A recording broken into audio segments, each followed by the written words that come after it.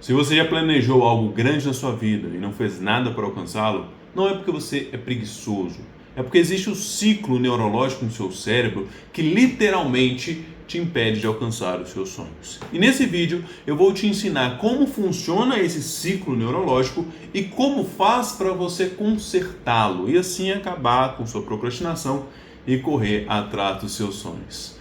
E aí, como é que vocês estão? Tranquilos? Eu sou Matheus Moura, eu estudo há anos sobre neurociência, comportamento humano, sobre procrastinação. E o que eu vou falar para vocês nesse vídeo é uma das coisas mais importantes que eu já aprendi sobre procrastinação. E uma das coisas mais úteis para a minha vida e que vai ser mais útil para a sua vida do que largamente a maioria das coisas que você já ouviu sobre procrastinação. O pesquisador Tim Pitchell, ele passou décadas da vida dele estudando sobre por que as pessoas elas não conseguem fazer aquilo que elas mesmas propuseram para elas. E o que ele descobriu foi algo fantástico. A procrastinação não é uma questão de falta de gestão de tempo, não. A procrastinação é um problema na regulação emocional das pessoas. Mas o que isso quer dizer, não é? É que quando você tem algo muito grande para fazer, algo muito importante para você fazer, isso gera alguma sensação, um afeto negativo. E o seu cérebro quer fugir desses afetos negativos. Imagina o seguinte, você tem que, por exemplo, estudar para uma prova muito importante para você, você tem que se inscrever num trabalho que você quer muito trabalhar, você tem que malhar para conseguir aquele corpo que você deseja, você tem que iniciar um projeto que você está há anos tentando iniciar, que eu sei que você tem um projeto na sua vida, que você está há anos tentando iniciar, mas toda hora que você vai começar esse projeto, você sente algo negativo. O seu cérebro não gosta desses sentimentos negativos. E ele tenta fugir o mais rápido possível. E aí, com isso, o cérebro vai tentar escapar desse sentimento negativo e ele vai buscar algum tipo de alívio. Com isso, você começa a arrumar o seu quarto, a lavar vasilha, você pega o celular e começa a mexer nas redes sociais. Essa ação de fugir daquela sensação negativa gera esse alívio. Esse alívio para o seu cérebro, ele entende como recompensa. E na psicologia, todo comportamento que é recompensatório, ele vai ser repetido. Com isso, toda vez que você estiver diante de uma tarefa difícil, uma tarefa importante, o seu cérebro vai tentar fugir daquele desconforto e procurar o alívio momentâneo, porque ele aprendeu, ele foi recompensado por aquele alívio. Isso é chamado de ciclo da evitação. Você, diante de uma tarefa difícil, aquela tarefa gera uma emoção negativa, aquela emoção negativa você vai querer fugir dela. Ao fugir daquela tarefa, leva alívio. Logo, você vai repetir esse ciclo toda vez que você estiver diante de uma tarefa difícil e uma tarefa importante na sua vida. O que acontece no nosso cérebro quando a gente fica diante dessa tarefa desafiadora? É como se existisse um cabo de guerra. De um lado fica um sistema, a amígdala. A amígdala ela é responsável pela sensação de ameaça, pela sensação de perigo. E quando a gente fica diante dessa tarefa dificultosa, essa tarefa importante, dá esse sinal de alerta na nossa amígdala. Ela vê aquela tarefa como uma questão de ameaça para a nossa existência. E aí é como se a amígdala dissesse para a gente assim: para com isso, não faça isso, isso é perigoso, foge daqui, corre, não faça. E do outro lado desse cabo de guerra é a parte mais racional. É o que os neurocientistas colocaram o nome de córtex cingulado do anterior dorsal. Eu sei, é um nome bem complexo. Mas o que ele faz essencialmente? Ele recebe esse sinal de alerta da amígdala e aí, dependendo, ele consegue inibir a amígdala, como se ele desligasse a amígdala. Então você está diante de uma tarefa, a amígdala grita de medo, o córtex cingulado anterior dorsal, ele recebe esse sinal e ele consegue desligar a amígdala. E aí você faz o que você tem que fazer. Mas na procrastinação, quem está vencendo não é o córtex cingulado anterior dorsal, e sim a amígdala. Você tem o medo, recebe o medo da amígdala, o córtex cingulado recebe esse medo, ele não desliga a amígdala. É uma coisa que a ciência chama de sequestro da amígdala, que é quando você sente tanto medo que você evita fazer determinados comportamentos. E por que a sua situação piora se você não souber lidar com isso? Lembra do ciclo da evitação que eu falei agora há pouco? Toda vez que você entra direto, vai estar diante de uma atividade que é difícil ou importante para você, aquilo gerando aquele medo, o seu cérebro vai tentar fugir dessa sensação negativa e buscar o alívio imediato. E todo comportamento que você continua repetindo, você vai fortalecendo cada vez mais esse ciclo da evitação. E aí esse ciclo se torna o ciclo da procrastinação, o que torna o seu padrão comportamental. E esse ciclo, ele enfraquece toda vez que você conseguir quebrar ele no meio. E aí você me pergunta, mas como é que eu consigo quebrar esse ciclo no meio? Como é que eu consigo treinar o meu cérebro para evitar a procrastinação, não ter medo, não cair no ciclo da evitação e fazer o que eu tenho que fazer? Bom, Tim Pitchell, ele passou 2 décadas da vida dele tentando responder essa pergunta, e a resposta, ela é bem simples e para alguns pode até ser desanimadora. Apenas faça. É isso. Você não precisa terminar a tarefa, você só precisa começar. Você tem alguma coisa para fazer, você tem que estudar para alguma matéria que é difícil, apenas comece. Não pense em terminar a quantidade de estudo que você tem que fazer, não pense em ser o melhor possível. Só comece a fazer o que você tem que fazer, sem nenhuma pressão em cima de você. Tá bom, mas vamos para um passo a passo que facilita aqui. Toda vez que você entrar diante de uma atividade que você considera difícil ou importante, você vai sentir algo. Essa sensação negativa, você precisa nomear. É o primeiro passo. Nomeie aquele problema. Eu tenho o costume de falar que a procrastinação, ela não é um problema em si. Ela é um sintoma de algo maior. É como se fosse você com amigdalite e você está com febre. Ela é a febre. Mas você não vai tratar a sua febre, você precisa tratar o problema em si. Então você está diante do problema, diante da atividade, e aquela atividade te gerou uma sensação negativa. Eu quero que você nomeie essa sensação negativa. Porque ao fazer isso, ao saber o motivo que te gerou a procrastinação, você primeiro vai combater o motivo. Pode ser ansiedade. Aí você vai falar assim, nossa, eu estou ficando ansioso. Quando eu começo isso, eu fico ansioso. E aí você vai combater a ansiedade. Pode ser, por exemplo, o perfeccionismo. Você começa a fazer alguma coisa, você é uma pessoa perfeccionista, e ao ser uma pessoa perfeccionista, você quer que aquilo seja perfeito.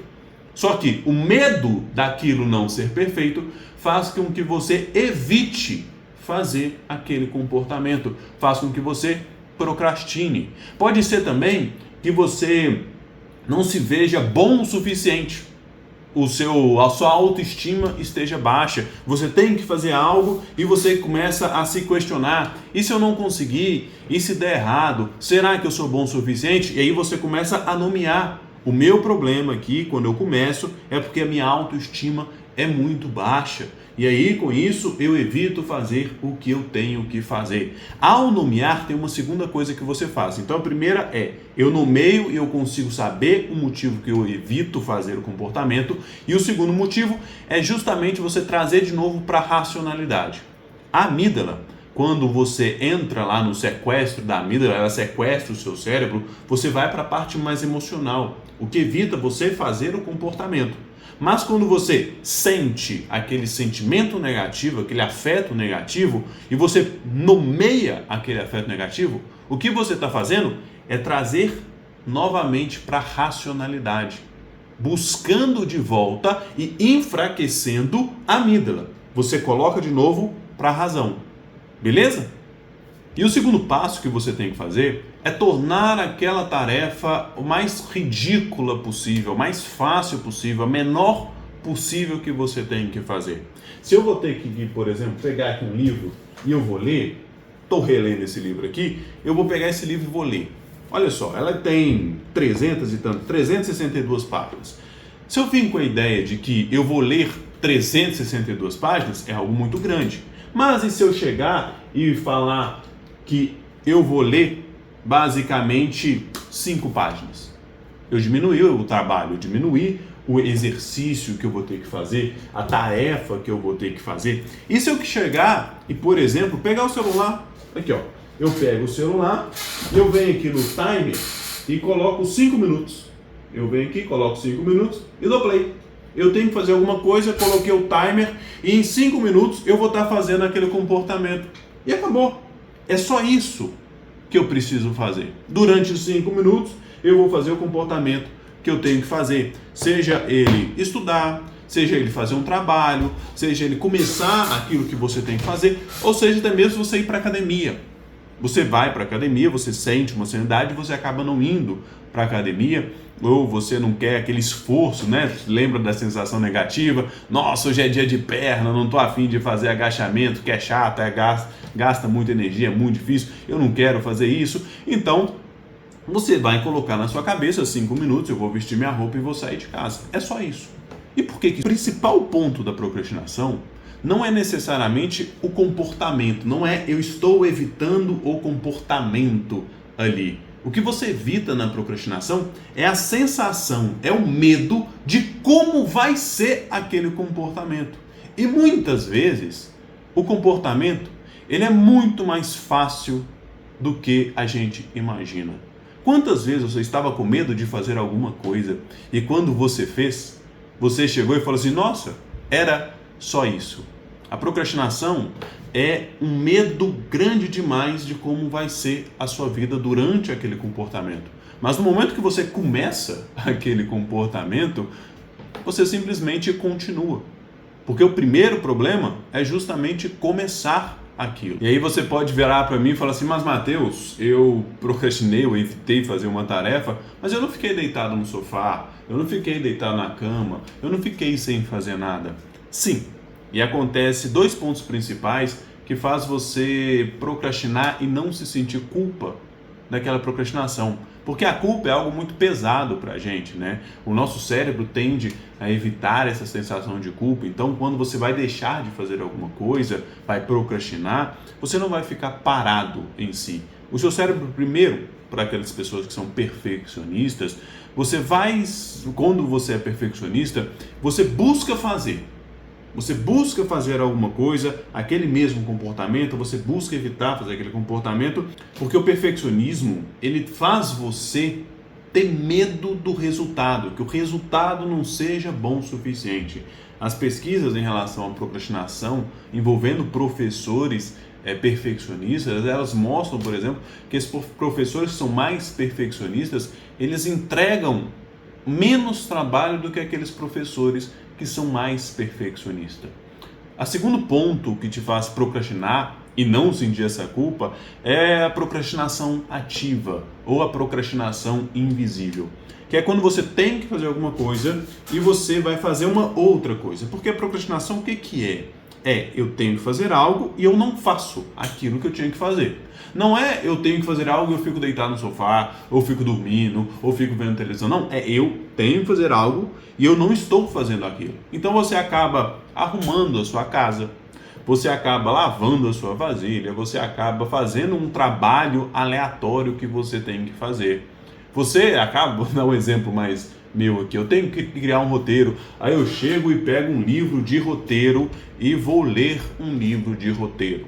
Mas fazer o trabalho em si, não.